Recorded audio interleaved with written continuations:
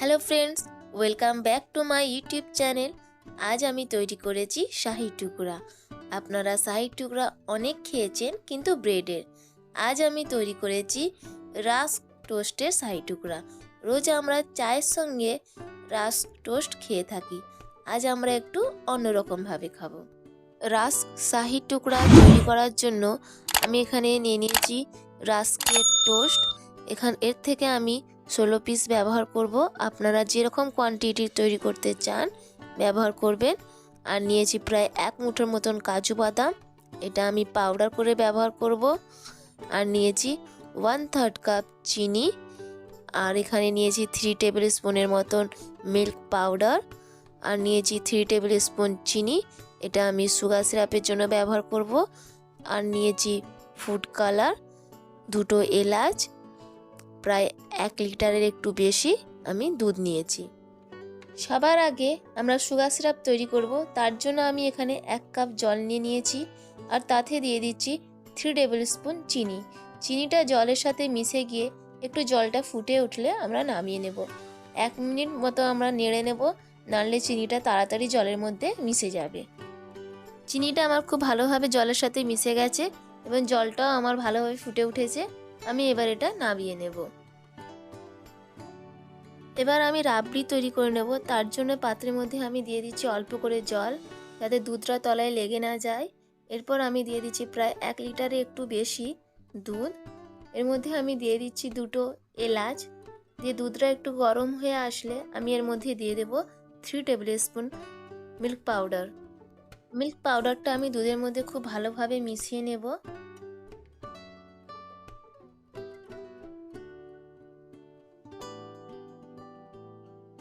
দুধটা আমার খুব ভালোভাবে ফুটে উঠেছে। এবার আমি এর মধ্যে দিয়ে দিচ্ছি 1/3 কাপ চিনি। চিনিটা দিয়ে খুব ভালোভাবে দুধের মধ্যে মিশিয়ে নেব। আমার মেশানো হয়ে গেছে।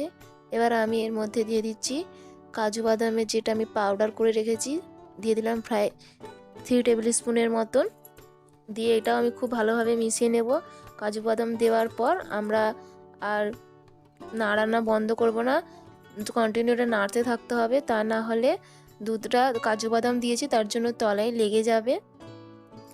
এরপর দুধটা আমি ভালোভাবে ফুটিয়ে যতক্ষণ না অর্ধেক হয়ে আসে, ঘন হয়ে আসে, ততক্ষণ আমি এটা ফোটাতে থাকবো। প্রায় 10 মিনিটের মতন হয়ে গেছে। আমি এর মধ্যে দিয়ে দিচ্ছি 2-3 ফোঁটার মতন ফুড কালার। দিয়ে দুধটা আমি আরও একটু ঘন করে নেব।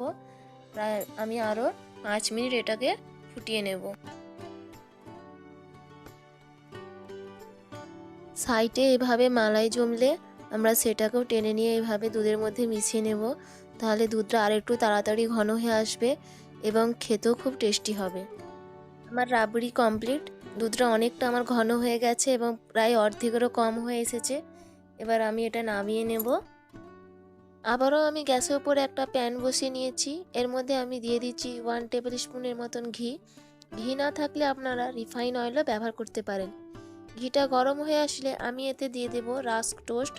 নর্মালি আমরা ব্রেডের যে শাহি টুকরা খেয়ে থাকি তাকে ডিপ ফ্রাই করতে হয়, কিন্তু রাস্ক টোস্টের শাহি টুকরা করলে একে ডিপ ফ্রাই করতে হয় না, খুবই কম তেলে হয়ে যায়। দু সাইডে আমি ভালোভাবে সেঁকে নেব, যেমন আমি করছি আপনারাও ঠিক এইভাবে করবেন। 2 থেকে 3 মিনিটের মতন সময় লাগবে।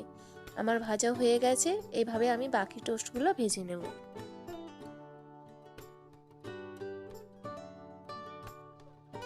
আমার সবগুলো ভাজা হয়ে গেছে। আমি এবার সুগার সিরাপের মধ্যে টোস্টগুলো ডুবিয়ে তুলে নেব। যখন আমরা সিরাপের মধ্যে টোস্টগুলো দেব তখন যেন ওটা গরম থাকে। যদি না গরম থাকে তাহলে একটু গরম করে নিতে হবে। আমার ঠান্ডা হয়ে গেছিলো, তাই আমি সিরাপটা একটু গরম করে নিয়েছি, নিয়ে তাতে টোস্টগুলো ডুবিয়ে আমি তুলে নিচ্ছি। সুগার সিরাপের মধ্যে সব টোস্টগুলো আমি দিয়ে তুলে নিয়েছি। এবার যে রাবড়ি আমরা তৈরি করেছিলাম সেটাই টোস্টগুলোর উপর দিয়ে দেব।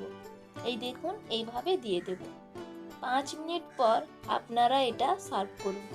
এটা খুবই ভালো লাগে খেতে, আর খুবই তাড়াতাড়ি তৈরি হয়ে যায়, আর খুবই ইজি তৈরি করা। এর উপর থেকে আপনারা চাইলে ড্রাই ফ্রুটস ছড়িয়ে দিতে পারেন, আমি দিলাম না। ফ্রেন্ডস, আজই আপনারা এটা ট্রাই করুন, এটা খুবই টেস্টি হয়। যদি আপনাদের আমার ভিডিও পছন্দ হয় তাহলে লাইক করবেন, শেয়ার করবেন আর হ্যাঁ, আমার চ্যানেলকে সাবস্ক্রাইব করতে ভুলবেন না। Thank you.